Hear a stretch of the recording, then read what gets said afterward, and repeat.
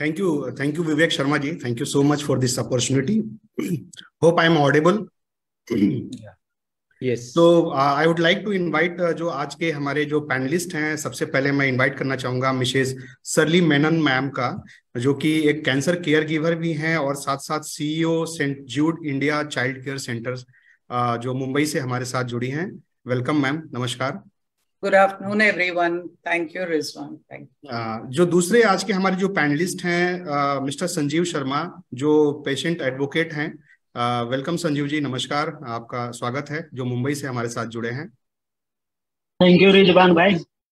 और जो आज के हमारे जो तीसरे पैनलिस्ट हैं वो बहुत ही खास हैं, क्योंकि वो एक एक्टिव कैंसर पेशेंट है। मैं बात कर रहा हूँ श्री विघ्नेश्वर बीरेंद्र जी को, जो पटना से हमारे साथ जुड़े हैं।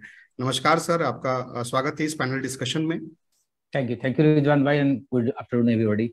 हाँ जी, तो जैसा कि विवेक जी ने बताया कि मैं एक केयर गिवर हूँ। मेरी वाइफ सना, जिनकी उम्र महज 32 साल थी, पिछले साल उनको लंग कैंसर स्टेज 4 में डिटेक्ट हुआ।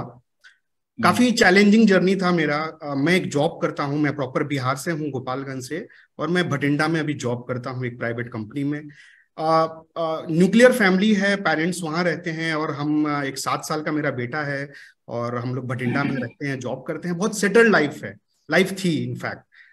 होता है ना मिडिल क्लास की एक छोटी छोटी सेविंग्स, छोटे छोटे अरमान जो आप लेके चलते हो, और ऑल ऑफ सडन आपको पता चलता है कि आपके वाइफ को लंग कैंसर है, और वो भी स्टेज 4 का। खैर उस वक्त तो पता नहीं चला, बट जैसी रिपोर्ट आया बायोप्सी का, मैं ड्राइव कर रहा था और मैंने रुक के रिपोर्ट देखा तो उस पर कार्सिनोमा वर्ड लिखा था। बीइंग ए केमिकल इंजीनियर, मुझे पता है कार्सिनोमा का मतलब क्या होता है।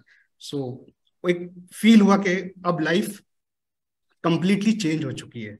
ये बड़ी लड़ाई है जिसको मुझे अकेले लड़नी है। जो केयर गिवर के पास सबसे बड़ा चैलेंज होता है कि उसे इमोशनली बहुत स्ट्रांग रहना पड़ता है, क्योंकि आप पेशेंट के सामने अपने आप को ब्रोक डाउन नहीं कर सकते, नहीं हो सकते, क्योंकि उसका असर उसके ऊपर ज्यादा पड़ता है। तो एक सबसे पहला चैलेंज होता है कि आप भी उसी फेज से होके गुजरते हो, लेकिन आपको इमोशनली आपको बहुत स्ट्रांग शो करना पड़ता है। दूसरा जो सबसे बड़ा चैलेंज होता है, क्योंकि कहाँ ट्रीटमेंट करें, क्योंकि मेरे फैमिली में कोई हिस्ट्री नहीं है, मुझे पता नहीं था कि कैसे क्या होता है। लोगों से राय लिया, तो जितने लोगों से आप राय लेते हो वो लोगों का नजरिया अलग अलग होता है। इस हॉस्पिटल में मत जाओ, यहाँ उनका इलाज चला था, वो डेथ कर गए, यहाँ मत जाओ, नहीं वो हॉस्पिटल ठीक नहीं है। तो हमें पता भी नहीं है कि कैंसर अलग अलग डिफरेंट, हर किसी का डिफरेंट होता है, ट्रीटमेंट मेथड डिफरेंट होता है। तो एक डिफिकल्टी होती है कि ट्रीटमेंट करें कहाँ, आप कन्वीनियंस देखें या बेस्ट हॉस्पिटल देखें। कन्वीनियंस के लिए आसपास हॉस्पिटल्स मौजूद हैं, लेकिन हो सकता है वो बेस्ट ना हो। तो फिर जो मैंने डिसीजन लिया कि चलो मुंबई चलते हैं, भटिंडा से काफी दूर है, बट हमने कहा कि चलो चलते हैं।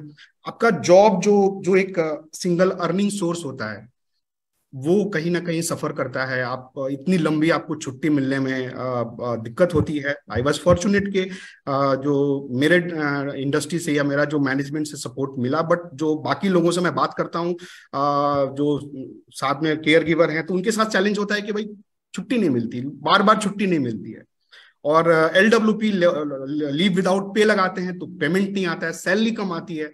सो ये एक दूसरा चैलेंज हो जाता है। जो तीसरा है, क्योंकि आप न्यूक्लियर फैमिली में हो, आपके पास आपके अलावा कोई नहीं है। पहले के आज से 10 साल, जब मेरे पेरेंट्स के जब दौर में ज्वाइंट फैमिली होती थी, तो वहाँ resources kind of man power के हिसाब से रिसोर्सेज अवेलेबल होते हैं, लेकिन आज के दौर में नहीं है। आप अकेले हो, आपको जॉब भी देखना है, जॉब नहीं करोगे तो पैसे नहीं आएंगे, पैसे नहीं आएंगे तो ट्रीटमेंट नहीं होगा, और ऊपर से अगर आपके पास बच्चा है तो उसको कहाँ छोड़ के जाएं, उसको कहाँ लेके जाएं, उसकी स्टडी को कैसे इफेक्ट होगा। तो इन सारी चीजों में कहीं ना कहीं केयर गिवर जो है वो फंस के रह जाता है। ठीक है, तो इस तरह के तीसरा जो है इंश्योरेंस आपके पास, अगर कहते हैं ना कि जो एक मिडिल क्लास का, जो वर्किंग क्लास का आदमी है, 2 साल 3 साल में एक छोटा छोटा करके सेविंग करता है, और जब ट्रीटमेंट की बात आती है तो वो सारी सेविंग एक साथ एक झटके में साइफन हो जाती है ना। तो खैर और भी बातें होती रहेंगी। तो आइए हम जो यही क्वेश्चन है, मैं सबसे पहले बीरेंद्र जी से मैं रूबरू होना चाहूंगा, क्योंकि देखिए कोई नहीं चाहेगा कि कैंसर से उसका सामना हो। सो वीरेंद्र जी, आपसे सवाल है कि क्योंकि आप एक्टिव कैंसर पेशेंट हैं, तो जब सबसे पहले जब आपको पता चला कि ये आपको कैंसर है, तो आपके और आपके परिवार का जो इमोशनली चेंज हुआ वो क्या था? उस एक्सपीरियंस के बारे में आप हमें बताइए। देखिए रिजवान भाई, सबसे पहले तो जब कैंसर डिटेक्ट हुआ तो सबसे पहले तो मैं ही बायोप्सी की रिपोर्ट पढ़ रहा था। तो I was shocked, simply shocked कि मैं ये रिपोर्ट पढ़ रहा हूँ। मेरे तो पैर इतने कांपने लगे कि मैं कुछ बयां ही नहीं कर सकता, कि मैं खुद पेशेंट हूँ, मेरे साथ कोई था भी नहीं। मैं इंडिविजुअली गया था रिपोर्ट लाने के लिए, एज ए कॉमन मैन की तरह गया था। स्कूटी थी, स्कूटी तो मैं छू ही नहीं पा रहा था कि मैं वो छूंगा तो मालूम चला कि एक दूसरी एक्सीडेंट हो जाएगी या कुछ और हो जाएगा। बट फिर अपने आप को 10-15 मिनट एक जगह बैठ गया। बैठने के बाद में अपने आप को फिर कहा कि नहीं, चलो ये देखते हैं क्या है नहीं है। उसके बाद से बहुत सारी चेंजेस आ गई हैं अभी के लाइफ में, और पिछले 2.5-3 सालों में और अभी के लाइफ में। पहले वाली लाइफ और अभी के लाइफ में मतलब मान के चलो कि जमीन आसमान का अंतर है ये, ठीक है। और जहां तक बात है कि पीपल बहुत सारे लोग जो हैं कि वो अलग अलग टाइप से रिएक्ट करते हैं। बहुत सारे लोग हैं जो कि पहले से ज्यादा केयरिंग हो गए हैं, वो आपको ज्यादा केयर करते हैं, जान गए हैं कि नहीं he is a cancer patient, तो वो ज्यादा इमोशनली और ज्यादा सपोर्ट करते हैं आपको। बट कुछ ऐसे भी पीपल आपको बाहर में मिलेंगे, आपके अगल बगल में नेबर मिलेंगे, जो कि आपको टोटली जहां पर पहले से रिलेशन था लेकिन वो क्या है टोटली अब आपको इग्नोर करके निकलना चाहते हैं, ताकि क्या है कि कहीं ऐसा तो नहीं है कि कुछ इनकी नीड हो या कुछ हेल्प करनी पड़ जाए, तो ये लोग साइड हो जाते हैं। बट ओवरऑल अगर मैं देखूं रिजवान भाई, तो पहले से लोग ज्यादा मतलब मैं बोलूं तो इमोशनली ज्यादा अटैच हो गए हैं, ज्यादा सपोर्ट करते हैं मुझे दैन की अभी पहले के लाइफ में। और वो था कि चलो भाई दौड़ रहे हैं इधर से उधर, अपना काम ये वो कर रहे हैं, लेकिन अब लोग केयर करते हैं। पूरी फैमिली जो है कि मेरी केयर करती है, और मतलब थैंक टू गॉड। और बहुत सारे लोग हैं, संजीव जी भी इस पैनल में बैठे हुए हैं, संजीव जी भी ने बहुत सपोर्ट किया है मुझे टाइम टू टाइम। तो इमोशनली सर बहुत आगे निकल जाता है आदमी, वो पहले वाली लाइफ नहीं रहती सर। बिल्कुल बिल्कुल, ये जो चीजें कहा ना, डेफिनेटली इमोशनली सपोर्ट एक पेशेंट के साथ सबका बना रहता है, इसमें कोई डाउट नहीं है। लेकिन जो सपोर्ट केयर गिवर को चाहिए ना, कहीं ना कहीं वो मिसिंग हो जाता है।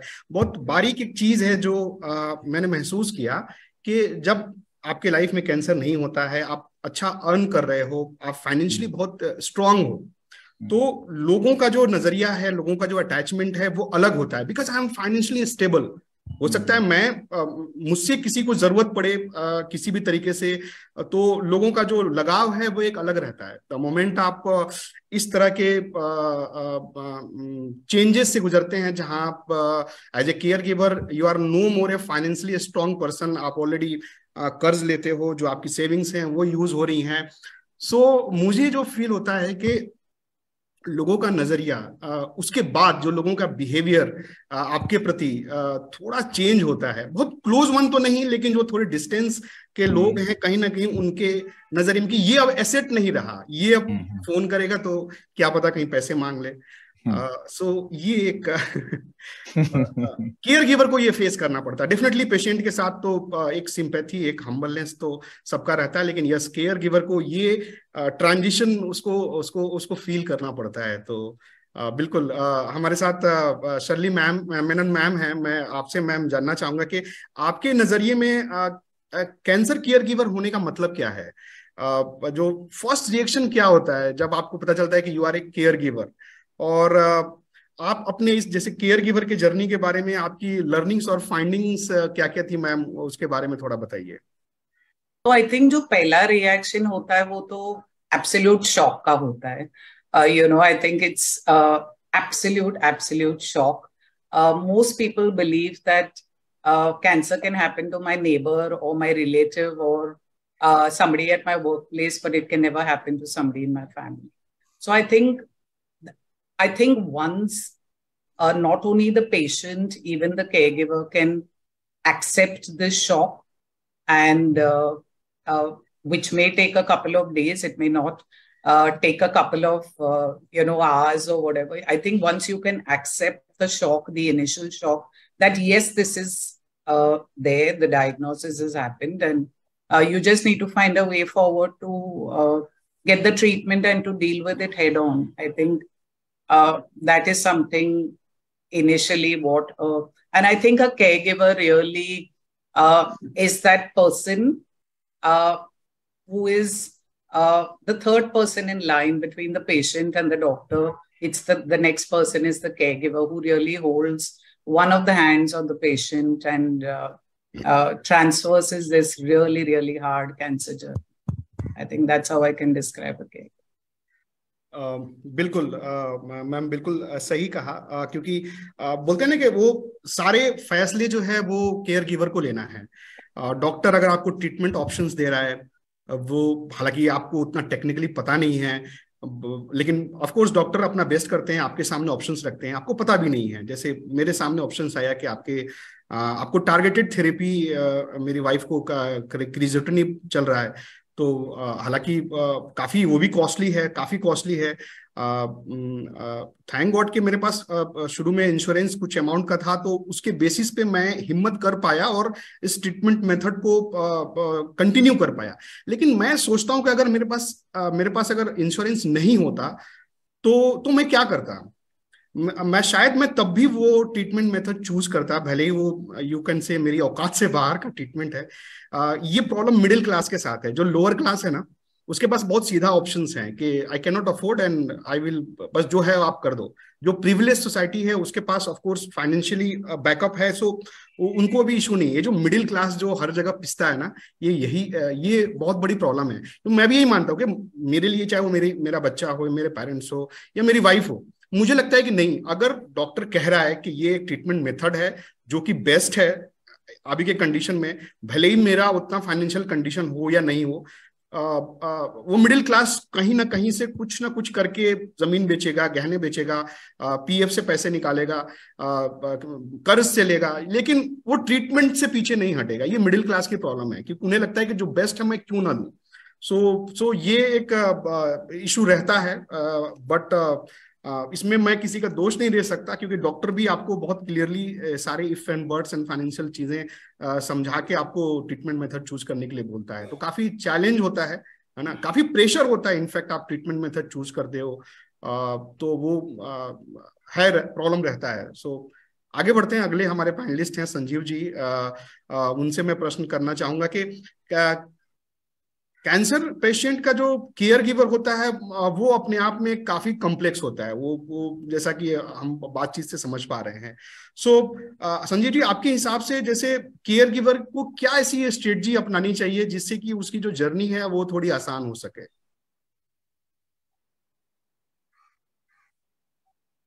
रिजवान भाई एंड सभी जी, विघ्नेश जी, आप सभी लोगों ने बात किया। पहला तो जो आप सभी ने बात किया, मैं एक ही चीज बोलता हूँ कि जब कैंसर आता है, कोई भी किसी को घर में हो, या गरीब हो, अमीर हो या मिडिल क्लास हो, वो परेशानी परेशानी परेशानी परेशानी, सिंपल सा ये शब्द है, चाहे वो जिस तरह का।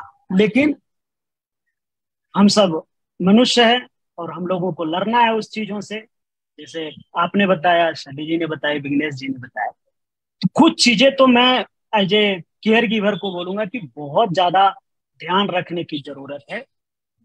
जिसमें कि एक तो आज के तारीख में गूगल है, तो हर चीज लोग गूगल पे जाके सर्च करते हैं और उसके हिसाब से फिर वो बहुत सारे ट्रीटमेंट में भी लगते हैं, डॉक्टर से बात करते हैं, ये नहीं होना चाहिए, वो होना चाहिए, ऐसे नहीं होना चाहिए, वैसे होना चाहिए।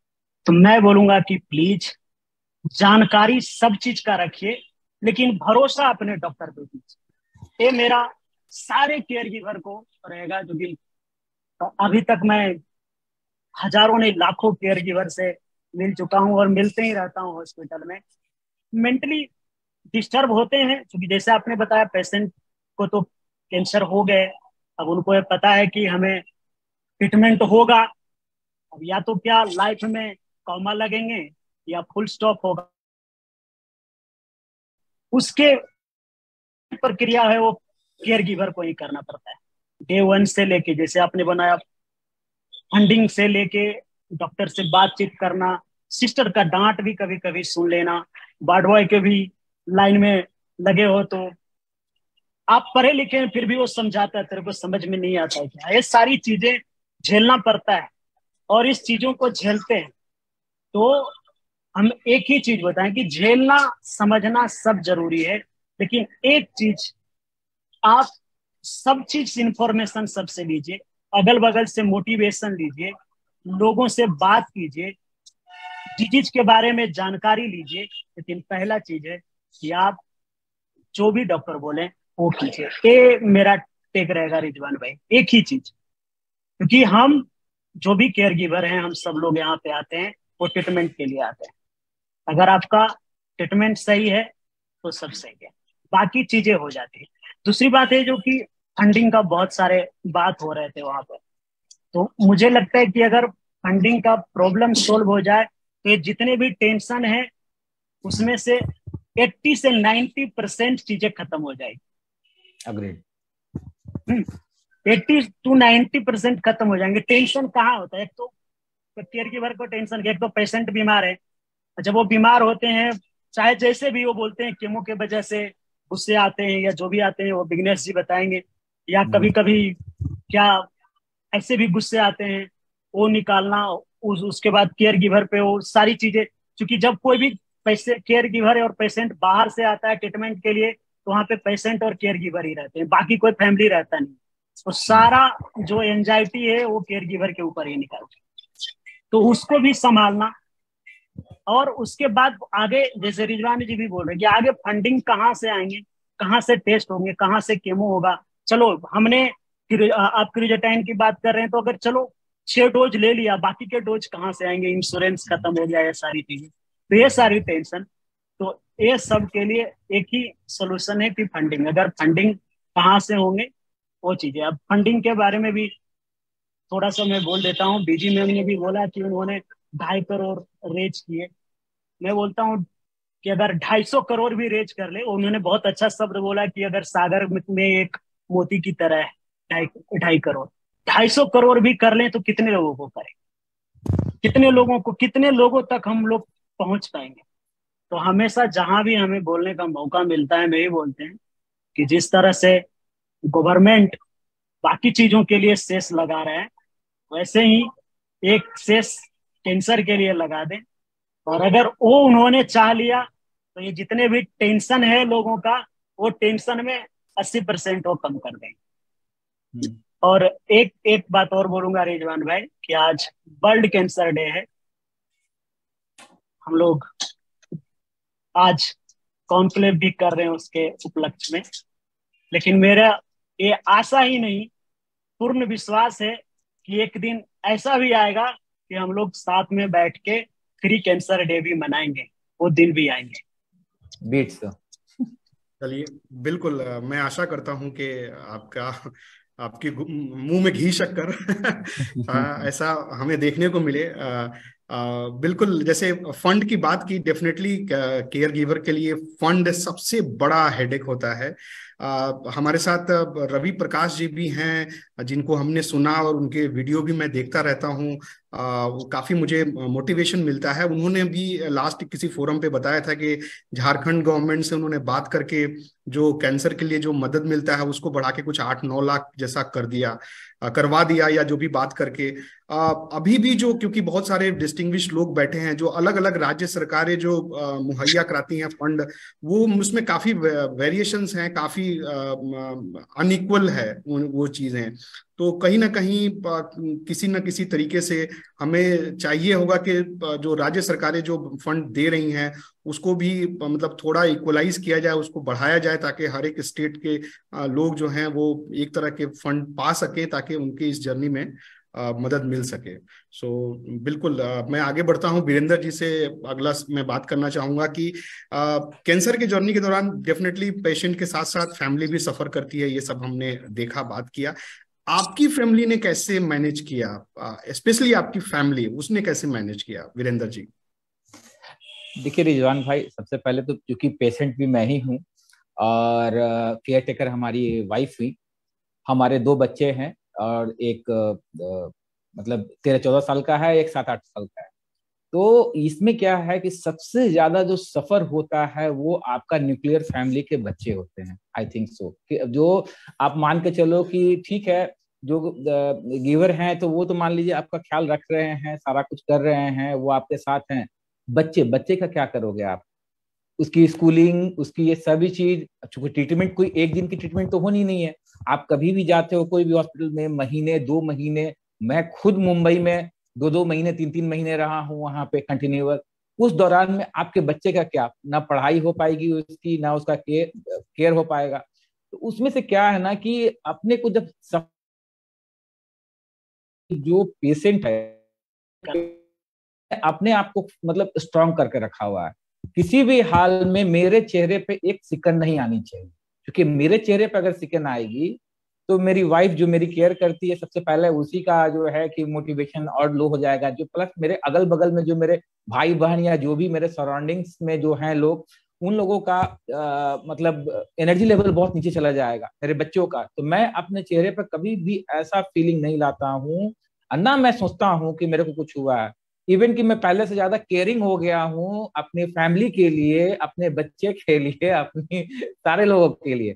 बिकॉज क्या है कि अगर मैं स्ट्रांग नहीं रहूंगा, मैं पॉजिटिव नहीं रहूंगा, तो आई डोंट थिंक सो कि जो मेरे साथ में है, जो मेरा ट्रीटमेंट करवा रहे हैं वहां पे मतलब कि वो मोटिवेट हो पाएंगे। और जहां तक संजीव जी ने बताया कि एंजाइटी वगैरह की बात है, तो एंजाइटी होती है, लेकिन वहां पे क्या है ना, अपने आप को आपको मतलब आगे रखना पड़ेगा कि एंजाइटी अगले को सो नहीं। मैं तो खुद अर्निंग करने वाला था, तो फंड का भी इंतजाम मेरे ही को करना है, सारा कुछ तो मेरे ही को करना है। बस केयर गिवर तो है, बस वो मेरा ध्यान रख रही है, जैसे जैसे बता रहा हूँ वैसे वैसे वो चलती जा रही है, करती जा रही है। उसमें सबसे बड़ा चीज है, अगर पेशेंट पॉजिटिव है, अपने आप को पॉजिटिव रखना है, कुछ नहीं सोचना है, कुछ नहीं हुआ है, ऐसी कोई भी चीज नहीं है। अभी देखो, हम लोग तो कैंसर के ऊपर, वर्ल्ड कैंसर डे के ऊपर बात कर रहे हैं। ऐसा होता है कभी कभी रोड पर चलता हुआ आदमी देखते हो कि एक्सीडेंट होता है, वो ऑन स्पॉट चला जाता है। मेरे पास तो बहुत समय है, मेरे पास तो सब कुछ है कि मैं अपना ट्रीटमेंट करा सकता हूँ, ठीक हो सकता हूँ। तो सबसे पहला चीज जो रिजवान भाई होना चाहिए, वो पॉजिटिव होना चाहिए। आप अगर पॉजिटिव हो, बीइंग ए पेशेंट अगर पॉजिटिव है, तो होल इन्वायरमेंट आपका पॉजिटिव होगा, और अगल बगल से किसी को भी कोई प्रॉब्लम नहीं होगी, ना आपके बच्चे को, ना आपकी वाइफ को, ना ब्रदर सिस्टर, किसी को भी कुछ नहीं होगी। Everybody will be happy. जी रिजवान भाई। बिल्कुल बिल्कुल, बहुत सही बात कही आपने। लेकिन सच बोले तो अक्सर लोग यही सलाह देते हैं कि यार पॉजिटिव रहो, पॉजिटिव रहो, पॉजिटिव रहो। लेकिन मैं 1 साल से इस चीज को सफर कर रहा हूँ, मुझे नहीं आता कैसे पॉजिटिव होना है, कैसे पॉजिटिव रहना है, मुझे नहीं आता। सच बोलूं तो I am really struggling to get positive. क्योंकि क्या है ना कि जैसे कि वीरेंद्र जी ने भी बताया कि देखो, बाकी जगह आप हार सकते हो, लेकिन जब आप अपने बच्चों को टूटता हुआ, या जब अपने बच्चों के साथ जब आप अपने बच्चों को देखते हो ना, तो वो फिर वो अंदर से जो इमोशन काफी स्ट्रॉन्ग आपको हिट करती हैं। एग्जाम्पल के तौर पे, जैसे बच्चा मेरा 7 साल का है, 7.5-8 साल का है, तो उसको इतनी समझ है कि मम्मा को कुछ हुआ है, लेकिन इतनी भी समझ नहीं है कि ये क्या फेस कर रहे हैं, क्या हो रहा है। उसको लगता है मम्मा तो ठीक है। तो जो हमारे स्टैंडर्ड ऑफ लाइफ में जो गिरावट आई है, या जो वो due to the financial constant, वो जब बच्चा उस पर क्वेश्चंस करता है ना, तो उसका जवाब हमारे पास नहीं होता। या हम क्यों नहीं घूमने जाते, हम हर साल तो घूमने जाते थे, हम क्यों नहीं जाते इस समर वेकेशन में, हम लोग क्यों नहीं घूमने जा रहे हैं, आपने बोला था कि हम यहाँ चलेंगे, वहां चलेंगे, हम कहीं क्यों नहीं जाते। या जो भी एक्सपेंसेस या जो भी चीजें हैं, क्योंकि आप उसको कैलकुलेटिव वो में लेके चलते हो। तो जब आपका बेटा जब क्वेश्चंस करता है ना, तो फिर आप स्ट्रांग रह ही नहीं पाते। तो ये सारी चीजें मिक्स चीजें चलती रहती हैं लाइफ में। तो मैम शर्ली मैम, मैं आपसे मैम जानना चाहूंगा, क्योंकि आपकी संस्था जो है वो सैकड़ों केयर गिवर को सपोर्ट करती है, तो उनके सामने सबसे बड़ी चुनौती क्या होती है, और ऐसे कौन से रिसोर्सेज थे। जैसे एक रिसोर्सेज संजीव जी ने बताया फंड, उसके अलावा और कौन से रिसोर्सेज अगर उन्हें प्रोवाइड हो जाते तो उनकी जर्नी जो है वो और आसान हो सकती थी। Shirley ma'am. Thank you. So I think when जब पेशेंट छोटा बच्चा होता है, तो I think the entire burden is on the parents to ensure that the child is comfortable and tend to shoulder the entire burden. I think what we believe in St. Jude, where we see children from 1 month till now much older children post 20 years is, I think the parents need to remain engaged. वो एक खुला window होता है जब कोई time होता है where the mothers will sit down and brood or the father has nothing to do and he'll sit down and brood. I think that's when all the thoughts come in. हमारे बच्चे जो गांव में है उनका क्या हो रहा है, हमारे बूढ़े माँ बाप है वो कैसे मैनेज कर रहे हैं, because there's loss of income. The income generator is here looking after the child who's unwell. So I think we really ensure that we have a very robust engagement in St. Jude. So the parents are kept engaged, they're kept busy. They also acquire and they learn a skill. We have counselors in the organization at every center. So, you know, whenever they feel that positivity index is slipping down, you know, they can reach out to a counselor. Also, जो हमारे centers के settings है वो community style settings है, तो बाकी भी जो परिवार वहाँ रहते हैं उनके भी बच्चे कैंसर से पीड़ित है. So, you know, they have somebody or the other to talk to, whether it's people from their own states, people from different states. I think वो एक joint family हो जाता है जो अभी 10 साल से missing है और nuclear families हो गए. I think they acquire and they, you know, they manage to kind of get a joint family when they stay in a same center. I think that is the one thing that we've noticed that really keeps them positive. Thank you. बिल्कुल बिल्कुल सही कहा ma'am. आगे बढ़ते हैं क्योंकि समय भी काफी कम है हमारे पास. मैं संजीव जी से बात करना चाहूंगा जो सर्वाइवर्स के रिहैबिलिटेशन के ऊपर थोड़ी रोशनी डालिए, क्योंकि जब एक कैंसर के जर्नी से कोई पेशेंट गुजरता है तो डेफिनेटली वो एक तरह से आइसोलेट हो जाता है हर तरीके से, सोशली, इकोनॉमिकली, फिजिकली वो वीक हो जाता है. और फॉर्चुनेटली और सौभाग्य से आशा करते हैं कि सबके साथ ऐसा हो, अगर वो सरवाइव करते हैं तो उसके बाद उनका रिहैबिलिटेशन में किस तरह के चैलेंजेस फेस करने पड़ते हैं संजीव जी? तो रिजवान भाई यहाँ पे 2 तरह के हैं. अगर एक बच्चा है उसका अलग होता है और जो अडल्ट है उनके अलग होते हैं. तो हम अडल्ट का बात कर रहे हैं, जैसे कि अब विघ्नेश जी भी बात कर रहे हैं. तो सबसे पहले तो क्या होता है कि अगर कोई भी पेशेंट क्या होता है, उनके पास दोनों जिम्मेदारी, दोनों कंधे पे, एक कंधे पे माँ बाप की जिम्मेदारी होती है क्योंकि माँ बाप उनके पेरेंट्स जो भी है ओल्ड हो जाते हैं, और एक कंधे पे बच्चे की जिम्मेदारी होती है. तो दोनों लेना पड़ता है. और जब अगर हम कोई भी काम कर रहे हैं, तो कैंसर का ट्रीटमेंट तो ऐसा है नहीं कि 10 दिन 15 दिन और 1 महीने में खत्म हो जाता है. मिनिमम मुझे लगता है कि 4 महीने से लेके ट्रीटमेंट 1 साल, एक्टिव ट्रीटमेंट का बात बोल रहा हूँ. अगर ल्यूकेमिया है तो 2.5 साल तक भी चलते हैं मेंटेनेंस को लेके, बट 1 साल बोनेंस का होता है कि 1 साल लगभग तक होता है.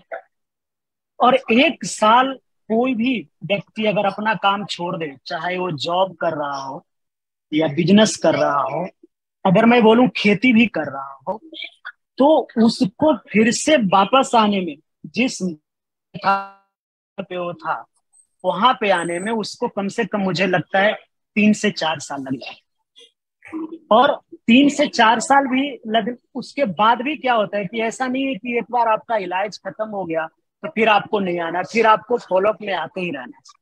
क्योंकि फिर लगभग 5 साल तक तो कोई लेट साइड इफेक्ट नहीं है या बीमारी में है कि नहीं वो देखने के लिए. तो ये एक बहुत मुश्किल है.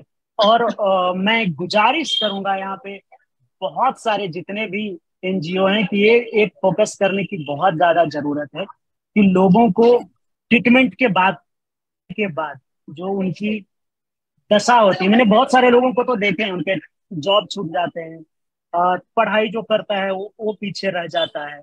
ये मेन चीज है. उसके बाद सोसाइटी का स्टिग्मा, खास के जो हम कुछ पेशेंट जिनका सर्जरी होता है या जो रेटिनोब्लास्टोमा का बच्चे हैं, अगर वो कोई लोगों के बीच में जाते हैं और जब उनके एक आंख में होते हैं और लोग देखते हैं तो उनके लिए बहुत मुश्किल होता है कि वहां पे सरवाइव करना.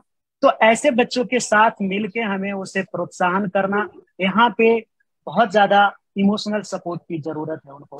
या किसी की सर्जरी हो गई है किसी के, तो आप देखो बच्चे ऐसे आके शेयर करते हैं कि अगर वो वहां पे 200 लोग हैं, किसी फंक्शन में भी वो गए हैं, अगर किसी के शादी में भी गए हैं, तो जितने लोग दूल्हे दुल्हन को नहीं देखते उससे ज्यादा उसको देखते। हाँ, और ये एक बहुत उनके लिए ये होता है, अच्छा नहीं लगता है। ये बात अभी भी कितना भी हम बोल लें रिजवान भाई, स्टिग्मा तो है ही कि हम सब लोग जानते हैं कि कैंसर छुआछूत की बीमारी नहीं है, लेकिन जो जानता है वो ना, अभी हमारे देश की इतनी बड़ी आबादी में मुझे नहीं लगता है कि अच्छे से कैंसर के बारे में 10% लोग भी जानते होंगे। यहाँ जितने लोग हैं सब एक्सपर्ट हैं, सबको जानते हो, लेकिन बाकी 10% लोग नहीं जानते। लेकिन अगर मैं अपना ही बात करूं, थोड़ा बहुत कैंसर के बारे में जानकारी हो गई है, लेकिन अगर मुझे कोई सिंपल सी चीज बोलेगा अगर टीबी के बारे में, हाँ, या अगर दूसरे थैलेसीमिया के बारे में जो कि डिसऑर्डर है उसके बारे में भी जानकारी नहीं है। जब लोगों को जरूरत पड़ता है इस चीज से तभी लोग जानते हैं। तो हमें सोसाइटी को भी अवेयर करने की बहुत जरूरत है, लोगों तक अवेयरनेस पहुंचाने की बहुत जरूरत है चीजों का। और एज ए सर्वाइवर में हम 4 चीज बोलेंगे अगर बच्चे हैं तो। एक तो एजुकेशन, दूसरे उसके बाद एम्प्लॉयमेंट, और तीसरा जो है बच्चे के लिए खास के उनके मैरिज में बहुत प्रॉब्लम होते हैं। हाँ, बट ऐसे भी लोग बहुत होते हैं कि अरे चलो नई शादी करेंगे तो अभी जी लेंगे, बट वो अलग बात है। लेकिन कुछ बच्चे ऐसे होते हैं जो कि हमारे सामने आके बात किए हैं कि हमने क्या गुनाह किया है कि जो हमारी शादी नहीं हो सकती, हम बताते हैं तो। और देखा है कि अगर खास के लड़कियों में जो गांव के हैं, अगर पता चले कि अगर उनको कैंसर है तो बहुत सारे लोग हैं जो कि नहीं करना, लड़कों में ही होते हैं। तो मुंबई में भी बहुत सारे ऐसे बच्चे हमारे हैं जो कि शादी करने के लिए कोई लड़की देने के लिए तैयार नहीं। ये चीजों का ये चीजें। और तीसरा है सोसाइटी का एक्सेप्टेंस। ये 4 चीज बहुत जरूरी है। एंड इस चीजों पे काम करने की जरूरत है, क्योंकि जैसे बीजी मैम या प्रिया मैम बोल रही थी, ये सही बात है। 20 साल पहले कुछ भी नहीं था, अभी बहुत कुछ हेल्प है लोगों को, लेकिन बहुत बहुत बहुत ज्यादा करना अभी बाकी है क्योंकि को ये भी चीजें बहुत जरूरी है। रिजवान भाई, दूसरा आप लोग इंश्योरेंस के बात कर रहे थे। सॉरी ये थोड़ा सा अलग है लेकिन मैं बात कर रहा हूँ। इंश्योरेंस का बात कर रहे थे और आयुष्मान भारत का बात कर रहे थे। रवि जी ने बहुत अच्छा बोला कि हमें बहुत कम, आई थिंक 1 या 2, बीजी मैम कंफर्म कर सकती है शायद, CML बच्चे में एमिटेनिव जो है वो आयुष्मान। बाकी मुझे लगता है कि एक छोर के टारगेटेड थेरेपी कोई नहीं है, जैसे रवि जी बोल रहे थे, कोई भी कवर नहीं है। ये तो ट्रीटमेंट की बात है। मैं बोलता हूं कि कोई भी इंश्योरेंस, चाहे आयुष्मान भारत हो या कोई भी स्टेट का गवर्नमेंट हो, या इनफैक्ट आपका जो आपने मेडिकल इंश्योरेंस करा के रखा है, किसी उन इंश्योरेंस में डायग्नोस्टिक कवर नहीं है, कोई भी इंश्योरेंस में। तो हमें तो बेसिक पे शुरुआत करना चाहिए। हमें ये भी बातें रखना चाहिए लोगों को एक स्टेप आगे बढ़ के, कि अगर आज भी क्या लगता है कि जितने लोग मुंबई, चेन्नई या कहीं बड़े बड़े सेंटर में ट्रीटमेंट कराए जाते हैं, क्या कैंसर के पेशेंट इतना ही है? नहीं, कैंसर के पेशेंट इससे जितने हर साल रजिस्टर्ड होते हैं, मुझे लगता है जब मैं गांव जाता हूँ, छोटे छोटे हॉस्पिटल में जाता हूँ, तो लगता है इससे डबल से ज्यादा है, जिसकी औकात नहीं है कि वो डिस्ट्रिक्ट हॉस्पिटल तक भी पहुंच सके। तो अगर डायग्नोस्टिक ही नहीं होगा उन लोगों को, तो फिर कैंसर पता ही नहीं चलेगा, तो रजिस्टर्ड कैसे होंगे चीजों। तो ये चीजें भी मुझे बोलना है रिजवान भाई। 2-3 चीजें हैं जो कि यहाँ पे बहुत सारे लोग हैं और ये बहुत आगे तक बात जाएगी। तो हमें करना चाहिए, डायग्नोस्टिक कवर करना चाहिए, टारगेटेड थेरेपी कवर करना चाहिए, और सरकार को मुझे लगता है ट्रीटमेंट हो, कैंसर नाम हुआ, ट्रीटमेंट फ्री होना चाहिए। और फिर सारे NGO और जितने भी वॉलंटियर हैं और सभी लोग मिलके, सिर्फ जैसे आप बोले ना कि पैसे नहीं होते हैं या आते हैं बच्चे हमें पूछते हैं कहाँ जाना है, हम लोग का काम फिर बचेगा आपके साथ बैठ के बातें करना, इमोशनल सपोर्ट करना, आपको आगे बढ़ाना। जी रिजवान। बिल्कुल। थोड़ा एक दो कपल ऑफ मिनट हमारे पास और हैं, तो इसको मैं यूटिलाइज करना चाहूंगा। 7 मिनट अपने पास और है। हाँ, okay. So ma'am, Shirley ma'am, मैं आपसे जानना चाहूंगा पॉजिटिव रहने का मूल मंत्र, कैसे पॉजिटिव रहा जाए, ये पर्सनली मुझे जानना है। तो मैं तीनों लोग से ये जानना चाहूंगा कि कैसे पॉजिटिव रहा जाए इतने स्ट्रेस भरे माहौल में, चीजें जहां कई बार राइट ट्रैक पे नहीं चलती हैं, खास करके जो केयर गिवर हैं उनके एस्पेक्ट में, कि what is a mantra to be positive and to handle these sort of things, ma'am? There is absolutely no mantra. It's all in the head. You have to make a decision. When you're faced with a role of a caregiver, you don't have an option, right? You have it in your mind. You make a decision. You stay positive, because अगर आप ही positive नहीं होंगे तो आप caregiving क्या करोगे? You have to be positive yourself. The other thing which I have realized being a caregiver is keep yourself engaged. वो बीच बीच में जो छोटे छोटे विंडोज होते हैं, 15 मिनट 20 मिनट आधा घंटा जो विंडोज होते हैं ना, वहां पे वो पॉजिटिविटी इंडेक्स से नीचे गिर जाते हैं, फिर आपको मोटिवेट करके ऊपर आ जाना पड़ता है. So I think that at the end of the day the bottom line is it's you. If you decide you have to stay positive, you will then work towards everything in your life to ensure that you are positive and be able to caregive. बिल्कुल, thank you. शायद मुझे help मिल सके, क्योंकि definitely जब आप job करते हैं और साथ साथ आपको हर 3 महीने में ट्रीटमेंट के लिए, फॉलोअप के लिए जाना पड़ता है, तो बहुत मुश्किल हो जाता है आप ऑर्गेनाइजेशन से छुट्टी लेना. बिलीव मी, जब 1 साल से मैंने आज तक कोई सिक लीव नहीं लिया है. मैंने जितनी भी लीव लिया है सिर्फ और सिर्फ ट्रीटमेंट के लिए लिया है. मुझे फीवर होता है, प्रॉब्लम्स होते हैं, मैं मेडिसिन लेके अपनी एक एक छुट्टी बचाने की कोशिश करता हूं. तो ये एक बहुत बड़ा चैलेंज हो जाता है इन चीजों को मैनेज करना. वीरेंद्र जी, आप थोड़ा आपका मूल मंत्र क्या है, हाउ टू बी पॉजिटिव ये सारे सिचुएशन में? देखिए रिजवान भाई, ऐसा है कि जो होना था सो हो गया. इसको हम लोग बैक जाके कुछ कर तो नहीं सकते, चाहे वो आपकी वाइफ का रहे या हमारा रहे या किसी का रहे.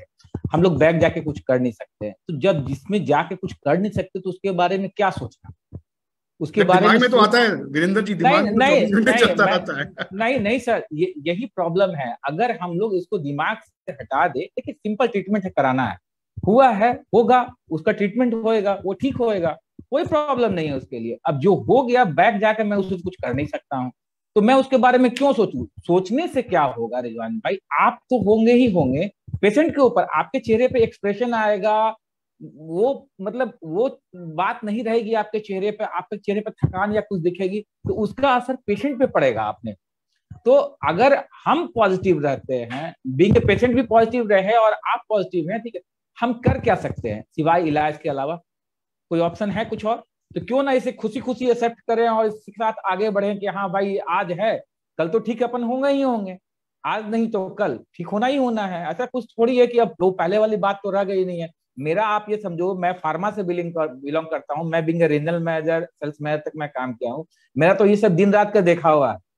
और मैं तो, मेरी वाइफ जो कि कुछ नहीं जानती है, उनको मैं ट्रैक से बोलता है जैसे कि आपको ऐसे नहीं है, देखो ये जांच लिखी गई है, ये डग्जा लिखा गया है, ये लिखा गया है, वैसा लिखा गया है, यहाँ जाओ वहां जाओ. आज के डेट में मैंने उनको टीएमएच में इतना ना इधर उधर भेज चुका हूँ, तो वो नोज एवरीथिंग कि हाँ कहाँ पे क्या है, कैसे करना है, क्या प्रोसेस है, ईच एंड एवरीथिंग. तो कहना ये है कि मैं फार्मा में रह के भी, जब बोला ना मैंने कि जब फार्मा में रह के, तो अगले ने जब मेरे को डायग्नोस करके बोला था, तो वो रिपोर्ट बोला, वीरेंद्र जी आप फार्मा में रह के आप इतनी लेट कैसे हो? और आपको जान के आश्चर्य होगा, मेरे को रिपीट हुआ है. आप एक बार की बात करो, मेरा डायग्नोस हुआ था अक्टूबर 2020 में. उसके बाद में मैंने रेडिएशन वगैरह लिया, everything was fine. But last year March में फिर क्या हुआ, मार्च अप्रैल से मेरा वर्टिब्रा में वहां पे ट्यूमर हुई और मेरा टोटल वर्टिब्रा कोलैप्स हो गया था. मैं ओपीडी में गया था टीएमएच में, मेरे को डायरेक्ट उन्होंने जो है कि एडमिट कर दिया था. तो आप ये समझो कि मैं पैरालाइज हो गया था. पैरालाइज होने के बाद मैं यहाँ बैठा हुआ हूँ और बात कर रहा हूँ इस चीज को. तो सर ऐसा कुछ नहीं है, अपने मन से सोचना है. आप कुछ नहीं कर सकते हैं सिवाय ट्रीटमेंट कराने का। और खुले मन से, अच्छे मन से, पॉजिटिव सोच के इलाज कराइए, कुछ नहीं होगा। बाकी जो एवरीथिंग जो है कि अवेलेबल है। बाकी जो एक संजीव जी ने बहुत अच्छी बात कही है कि फंडिंग, मेन टेंशन और प्रेशर जो होता है ना वो छुट्टी और फंडिंग का होता है। छुट्टी का भी इशू नहीं होता, अगर फंडिंग अवेलेबल हो तो 80 to 90% आपका इशू खत्म हो जाता है। ये संजीव जी का कहना। अगर गवर्नमेंट है तो हर एक गवर्नमेंट की अलग अलग रहती है। फॉर एग्जाम्पल जैसे कि बताया गया कि झारखंड में उन्होंने 7 से 8 लाख रुपए का लगभग कराया है। बिहार में ऐसा कुछ नहीं है, बिहार में मैक्सिमम 70,000 80,000, इससे ज्यादा कुछ करते नहीं। वो तो आपका 1 से 2 केमोथेरेपी चलेगा तो मालूम चला कि आपका फंड पूरा का पूरा एग्जॉस्ट हो गया है। तो एक यूनिफॉर्म कुछ बनना चाहिए सो दैट क्या है 8 लाख 10 लाख का कुछ फंड समथिंग सभी स्टेट गवर्नमेंट कवर करे, और सेंट्रल गवर्नमेंट को भी चाहिए ऐसा करने के लिए। ऐसा नहीं है कि सिर्फ आयुष्मान भारत, इसलिए एक कैंसर पेशेंट के लिए, बीइंग ए पेशेंट, मैं रिक्वेस्ट करूंगा इस चीज को कि एक ऐसा फंड या एक समथिंग कुछ ऐसी पॉलिसी आनी चाहिए। बिकॉज नाउ डेज आने वाले समय में नंबर ऑफ पेशेंट इतने बढ़ रहे हैं, मतलब डबल फोल्ड ट्रिपल फोल्ड में होते चले जा रहे हैं। तो अगर कुछ पॉलिसीज इस टाइप से नहीं बनी और हॉस्पिटल्स वगैरह इस टाइप से सभी जगह पे नहीं आए वेल इक्विप्ड वाले, तो फिर जैसे कि कोविड में सिचुएशन संभालना मुश्किल हो गया था, आने वाला समय वैसा ही होगा कि आप सिचुएशन को संभाल नहीं पाओगे आज से 5 साल के बाद, 10 साल। Okay, thank you. Thank you so much. बिल्कुल, आई थिंक हमारे ऑडियंस जो लोग हैं उनको काफी इनसाइट आइडिया मिला होगा पहले कि पॉजिटिव कैसा रहना है। डेफिनेटली मैं भी इसी चीज के ऊपर काम कर रहा हूं, और आज के जो डिस्कशन से मैं भी ये चीज मानता हूं कि पेशेंट तो चलो जो सफर करता ही है, जो केयर गिवर है मैं उसको बोलता हूं he is the owner of that disease. वो मालिक होता है उस बीमारी का, क्योंकि उसको वो सारी चीजें उसके ऊपर ही जिम्मेदारी होती हैं। सो बहुत अच्छे से आज के इस डिस्कशन में तीनों हमारे जो पैनलिस्ट हैं इनका मैं शुक्रिया रिजवान भाई जी।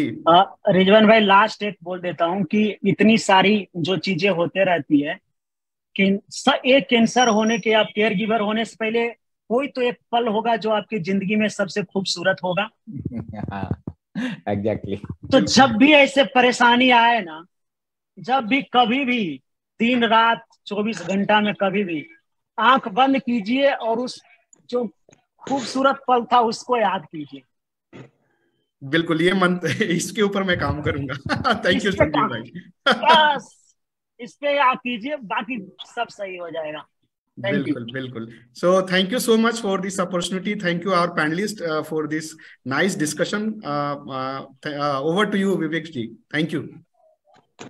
Thank you so much Rizwan भाई। और इतना मतलब अच्छा डिस्कशन था, और ये सारी जो बातें निकल कर आई अमूमन जो है लोग बात नहीं करते हैं, और इन बातों का आई एम श्योर बहुत अच्छा और बहुत गहरा प्रभाव पड़ेगा हम सारे लोगों पे।